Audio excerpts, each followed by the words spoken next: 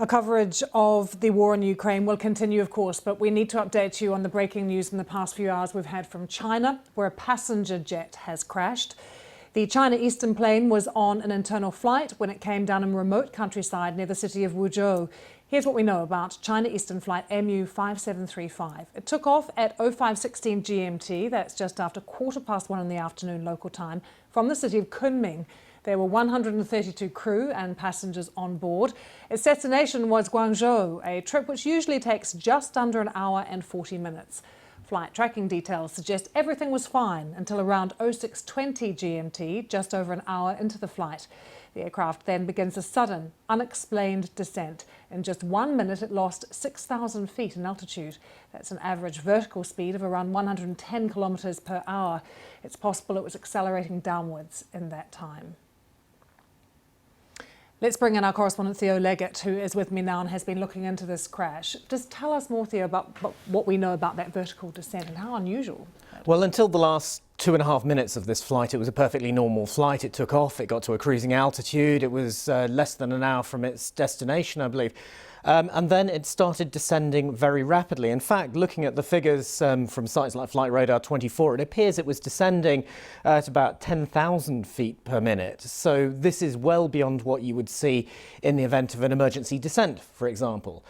So something went rapidly wrong. We don't know what. It impacted a mountainside and everybody aboard was killed. Now, it's important to note a few things here. First of all, the aircraft concerned was a Boeing 737-800. That's one of the next generation series of Boeing 737.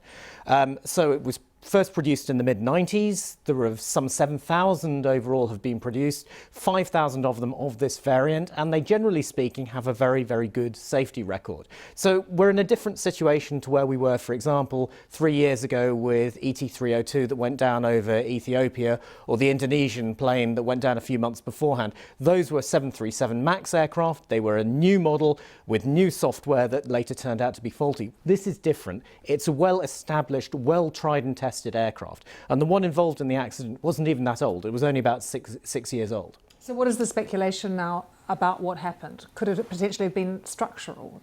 It could potentially have been a number of things, and that's where it's important to let the investigators get on with their work, because there are lots of different options. So, for example, it could be deliberate. There could be some kind of terrorism act or something to do with one of the pilots, or it could be an in-flight structural failure, or it could be a collision, say, with another smaller aircraft or an unmanned aerial vehicle. All of these things are possibilities. What investigators will be doing is studying the scene of the accident, studying the background to the flight, all the documentation that comes with it, and eventually trying to find the cockpit voice recorder and the flight data recorder. Those are essential items because they'll say what was going on in the cockpit, not just what the pilots were saying, but the sounds, the alarms that they were facing.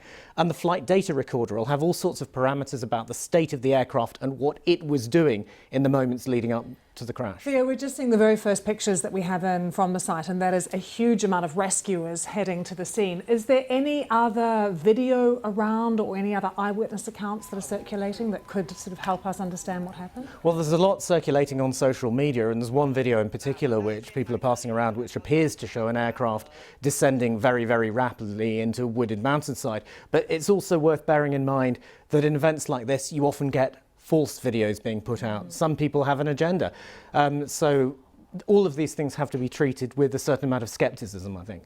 And do Chinese airlines generally have quite a good safety record? Yes, they do. And China Eastern certainly has a perfectly good safety record. I think the last fatal accident it was involved in was some 12 years ago. So this is not a situation where you've got an airline with a poor safety record. It's not an aircraft that is a new design or anything like that. It's a tried and tested aircraft flown by an airline with a good reputation. And air safety and aviation standards in general just continually improve, presumably, at the moment, because there's more transparency around the sector. Would that be fair to say? Well, safety standards in aviation are very high. They have been very high for a long time. Statistically speaking, it's one of the safest forms of travel because airlines won't fly people unless they're confident, and people need the confidence of knowing that the airlines are safe. Theo, thanks for that. We're going to bring in Steve McDonough, our correspondent who joins us now from Beijing. Steve, what is the latest that we're hearing from the scene of the crash?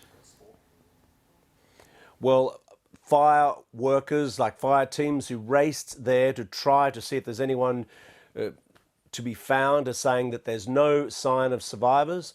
We're also hearing from rescue teams that the plane has disintegrated completely, and that when it hit the ground, it set fire to a bamboo forest. So it looks like there's nothing much left of the plane by the time it hit. On the evening news, which has just gone out here, it started with the presenter delivering a message from Xi Jinping calling for a quick investigation to try and find out what's gone wrong, to see if, potentially they need to ground every single Boeing 737-800 jet in the country. Li Keqiang, the number 2 leader here, also is said to have called for a very timely, in his words, timely and frank investigation. So they're trying to, at least publicly, say they want the truth here. They want to know if there's any chance this could happen again. Steve, thanks so much for that update. The news on that Chinese passenger plane that has crashed with 132 people on board. It's thought there were no survivors. You're watching BBC News.